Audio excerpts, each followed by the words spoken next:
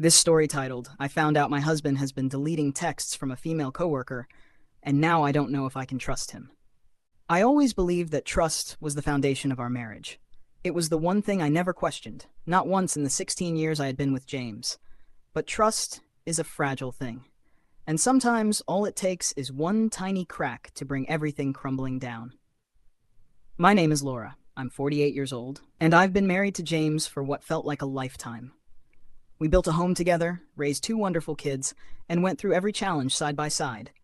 We weren't perfect, but we were solid. Or at least, I thought we were. And then, one night, everything changed. James had fallen asleep early, his phone resting on the nightstand. Normally, I never touched it. I had no reason to. But that night, as I reached over to turn off his alarm, a message popped up on the screen. It was from her, a woman named Michelle. I didn't recognize the name, but that wasn't what made my stomach twist. It was the way the message read, "Good night, James. I had a great time today." My fingers hovered over the phone, my heart pounding so hard I could hear it in my ears. Who was Michelle? And why was she having a great time with my husband? I swallowed hard, my hands suddenly clammy. I shouldn't look. I knew I shouldn't. But something deep inside me, something I couldn't ignore, told me I had to. So I unlocked his phone, and what I found sent a chill down my spine. There were no other messages from Michelle. None. It was as if this was the first time she had ever texted him. But that didn't make sense. If this was an innocent conversation, if she was just a colleague, why were there no past messages? Then I noticed something else. The text history, his entire thread with her, had been erased. My breath hitched. James had deleted their messages. A cold, nauseating feeling settled in my stomach. My hands shook as I put the phone back where I found it, as if touching it any longer would burn me. I lay there, staring at the ceiling, listening to the sound of James breathing beside me. I wanted to shake him awake, to demand an explanation, to know the truth, but I didn't. Instead, I lay there, my mind racing, my heart breaking. The next morning, I tried to act normal. I went through my routine, making coffee, packing lunches, while my insides churned. James, as usual, kissed my cheek before heading to work, completely unaware that something inside me had shattered overnight.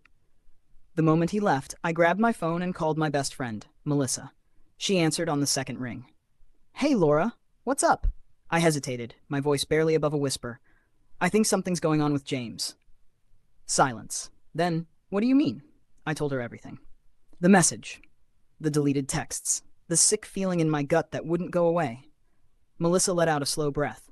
"Okay, look. Maybe it's nothing. Maybe she is just a coworker, and he didn't want to upset you by letting you see their conversations." I bit my lip. "Then why delete them? If there's nothing to hide, why erase them?" She didn't have an answer. Neither did I. That evening, I watched James more closely than I ever had before. Every glance at his phone, every little hesitation when I asked about his day, it all felt like pieces of a puzzle I couldn't quite fit together. Finally, I couldn't take it anymore. "Who's Michelle?" I asked, keeping my voice steady.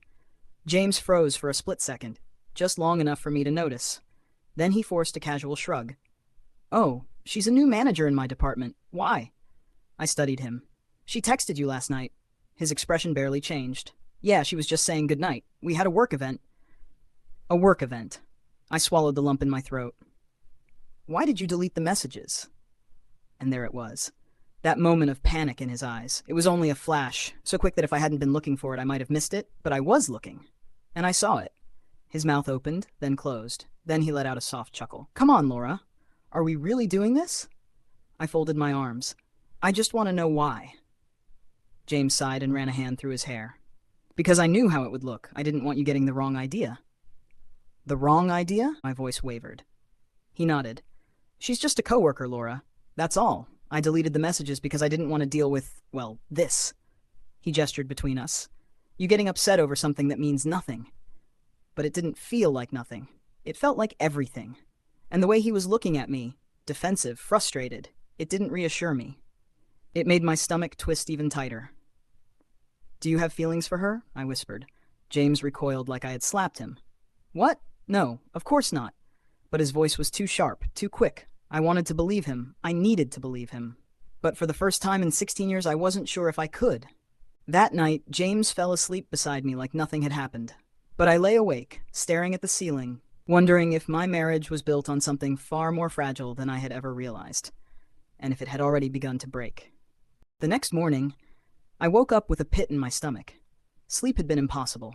Every time I closed my eyes, my mind replayed our conversation.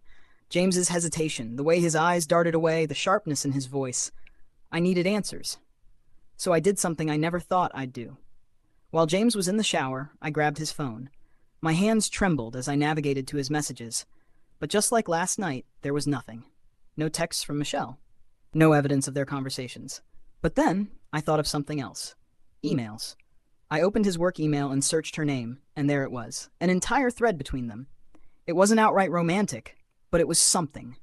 The way she spoke to him, the inside jokes, the way she complimented him. Too personal, too familiar. And then I saw it. A message from her, sent just last week. I loved our talk yesterday. You always know how to make me smile. Can't wait to see you again. My heart plummeted. And right below that, James's response, same here. You're easy to talk to. Lunch again soon? I barely heard the shower turn off. My ears were ringing, my hands ice cold as I placed the phone back where I found it. A moment later, James walked in, towel around his waist, shaking water from his hair. He smiled at me like nothing was wrong. Morning. I stared at him, my chest tightening. Morning, I said, my voice hollow. I spent the entire day battling with myself. Was I overreacting? Was this just a harmless friendship? But no matter how much I tried to reason with myself, I couldn't shake the feeling that something was off. That evening, I confronted him again. I looked at your phone, I admitted, my voice barely above a whisper. James froze. You what? I swallowed hard. I saw your emails, James. His face paled. Laura, that was private. I don't care, I cut in. My voice trembled, but I pressed on. You told me nothing was going on, but you deleted your messages. And then I find those emails? You're lying to me. James sighed, rubbing his face. Laura, I swear, it's not what you think. Then tell me what it is, James, I shot back. Silence. A long, painful silence. And then finally he spoke. She listens to me. The words hit me like a slap. I stared at him, my breath caught in my throat. What? James exhaled, his hands gripping the counter. I don't know when it happened, but things between us haven't been the same, Laura. We barely talk anymore. And Michelle, she's just there for me. She understands me. Tears burned in my eyes. So you replaced me? No, he said quickly. It's not like that. I haven't done anything physical with her, I swear. But I don't know, I just feel seen when I talk to her. My heart shattered, because in that moment I realized something. Even if he hadn't crossed a physical line, he had already crossed an emotional one.